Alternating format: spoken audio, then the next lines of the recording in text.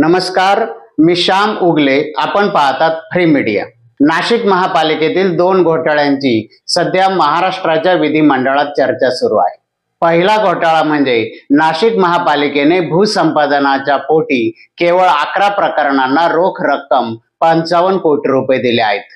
नाशिक महापालिकेकडे 271 प्रकरण प्रलंबित असताना त्यापैकी केवळ 11 प्रकरणांचाच मोबदला रोख स्वरूपात का दिला, तो देताना महापालिकेचा प्राधान्यक्रमाचा मार्ग का अवलंबण्यात आला नाही, याशिवाय स्थायी समितीवर मंजुरी घेतली असेल तर प्राधान्यक्रमाचे इतिवृत्त मंजूर न करता आयुक्तांनी त्यांच्या अधिकारातच या प्रकरणाचे मोबदले दिले आहेत. यामुळे या प्रकरणात काहीतरी घोटाळा असल्याचा आरोप नाशिक पूर्व मतदारसंघाचे आमदार राहुल ढिकले यांनी केलेला आहे. या प्रकरणी त्यांनी हिवाळी अधिवेशनामध्ये मुख्यमंत्री देवेंद्र फडणवीस यांना निवेदन दिलं होतं. फडणवीस यांनी या प्रकरणाचा अहवाल सादर करण्यास सांगितलं होतं. 2-3 महिन्यानंतरही तो अहवाल सादर होऊ शकला नाही.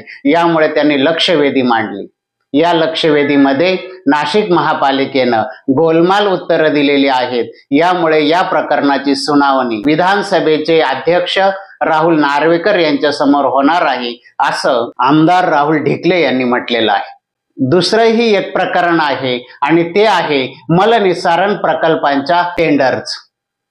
नाशिक महापालिकेने आगामी सिंहस्थ कुंभमेळ्याच्या दृष्टीने मलनिस्सारण केंद्रांची क्षमता वाढवणे आणि संख्या वाढवणे यासाठी 1374 कोटी रुपयांचा आराखडा तयार केला होता. आराखड्यातील कामे करण्यासाठी नाशिक महापालिकेने टेंडर प्रक्रिया राबवली. ही टेंडर प्रक्रिया राबवताना संबंधित ठेकेदारांना निविदा प्रक्रियेत भाग घेण्यासाठी केवळ 4 दिवसांची मुदत देण्यात आली.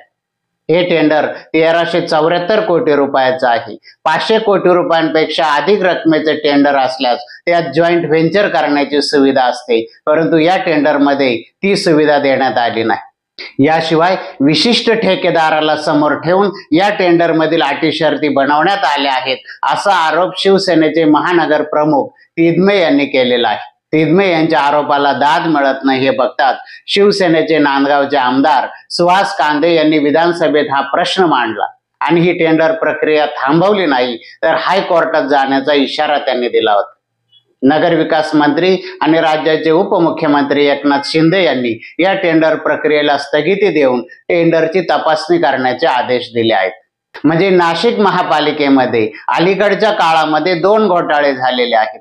एक आहे 55 कोटींचा भूसंपादन मोबदला विशिष्ट 11 जणांनाच रोख स्वरूपात का देण्यात आला, या प्रश्नाचं उत्तर महापालिका प्रशासन देऊ शकत नाही. आणि दुसरा घोटाळा म्हणजे सांडपाणी मलनिस्सारण केंद्राच्या टेंडर प्रक्रियेमध्ये करण्यात आलेली अनियमितता.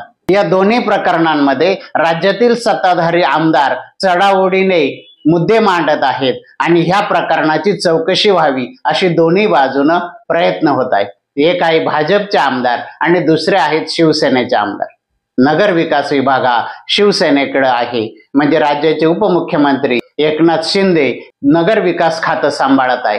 त्यांच्या विभागातच हे दोन्ही घोटाळे झालेले आहेत. मात्र शिवसेनेच्या आमदाराकडून केवळ टेंडरच्या अनियमिततेचा प्रश्न मांडला जात आहे आणि भारतीय जनता पक्षाच्या आमदाराकडून केवळ 55 कोटींच्या भूसंपादन मोबदल्याचा प्रश्न मांडला जात आहे.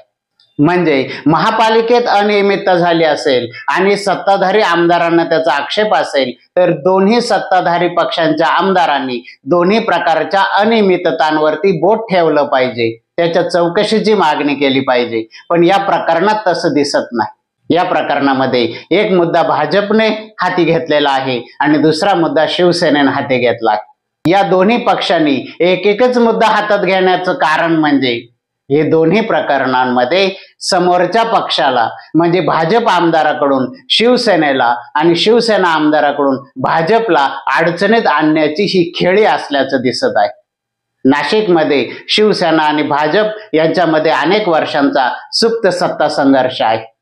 शिवसेनेमध्ये दुफळी झाली, त्यानंतर नाशिकचे काही नेते शिंदे यांच्या शिवसेनेत आले. मात्र भाजप आणि शिवसेना यांच्यामधील अंतर्गत वाद ही यावेळेसही तशीच राहिलेली आहे. म्हणजे पूर्वीच्या अखंड शिवसेनेमध्ये असलेला भाजप शिवसेना हा वाद आताच्या शिवसेना आणि भाजप यांच्यामध्ये कायम राहिला आहे आणि त्याचाच हा परिणाम आहे की दोन्ही पक्ष एकमेकांच्या वरिष्ठ नेत्यांना अडचणीत आणण्यासाठी आपल्या सोयीचे मुद्दे मांडत आहेत। या दोन्ही प्रकरणांमध्ये अनियमितता झाली असेल तर नाशिकच्या भाजप आणि शिवसेनेच्या पदाधिकाऱ्यांनी त्यांच्या लोकप्रतिनिधींनी दोन्ही मुद्दे एकत्रित मांडून त्याचा सोक्षमोक्ष लावण्याचा प्रयत्न केला पाहिजे, पण त्याऐवजी ते आपल्याच मित्रपक्षाच्या वरिष्ठ मंत्र्यांना अडचणीत कसं आणता येईल यासाठी या मुद्द्यांचा वापर करत आहेत। या दोन्ही लोकप्रतिनिधींना हे मुद्दे मांडण्यासाठी वरिष्ठ नेत्यांचाच वरदहस्त असावा असाही संशय येऊ लागला आहे।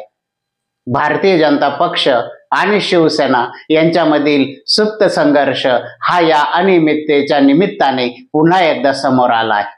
जिल्ह्यामध्ये मालेगावचा अपवाद वगळता विरोधी पक्षाचा एक आमदार नाही, अशा परिस्थितीमध्ये एकमेकांच्या नेत्यांना अडचणीत आणण्याच्या निमित्ताने का होईना पण अनियमितता उघडकीस आणली जात आहे, ही एक समाधानाची गोष्ट आहे।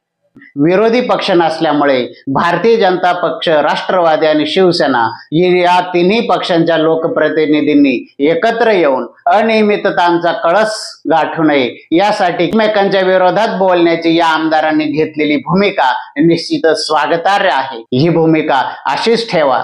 एकमेकांचं उणं काढण्याच्या निमित्तानं का होईना, सुप्त संघर्षाच्या निमित्तानं का होईना, पण यातून जनतेला प्रशासक काळामध्ये महापालिकेमध्ये कारभार कशा प्रकारे सुरू आहे याचं दर्शन घडतंय। अशाच प्रकारची माहिती आणि विश्लेषणासाठी बघत राहा फ्री मीडिया। फ्री मीडियाला लाईक करा, शेअर करा, सबस्क्राईब करा। धन्यवाद।